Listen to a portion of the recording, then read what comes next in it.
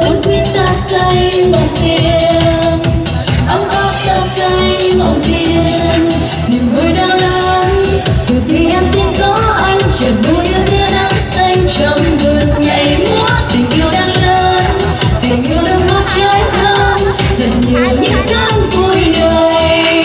Từ khi em biết, từ khi em tin có anh là em sẽ đôi cánh bay, ôi tuyệt vời quá. Từ khi em biết, từ khi em tin có nhau, ngập tràn phút vui bên người.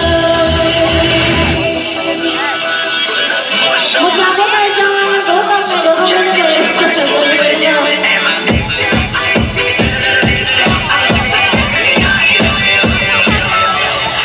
Mình đã tan đi trong cơn rời xa em rồi, ngược lại xác anh tim hơi bình yên, chỉ có riêng anh với em làm nên thiên đường. Ôn quyết ta say mộng tiền, ấm áp ta say mộng tiền, niềm vui đang lớn từ khi em tin có anh, chợt vui như tia nắng xanh trong vườn nhảy múa. Tình yêu đang lớn, tình yêu đang ngọt trái thơm, thật nhiều những cơn vui đời.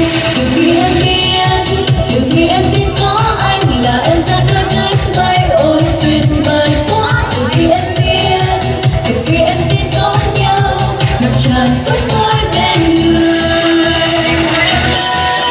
Những người em tin có anh, chợt vui như tia nắng xanh trong vườn nhảy múa. Tình vui đang lớn, tình yêu đang ngọt trái thơm, thật nhiều những cơn vui đời. Niềm vui đang lớn từ khi em tin có anh, chợt vui như tia nắng xanh trong vườn nhảy múa. Tình yêu đang lớn, tình yêu đang ngọt trái thơm, thật nhiều những cơn vui đời. Từ khi em biết, từ khi em tin có anh là em ra đôi cánh bay, ôi tuyệt vời quá. Từ khi em biết, từ khi em tin có nhau, ngập tràn phút vui bên người.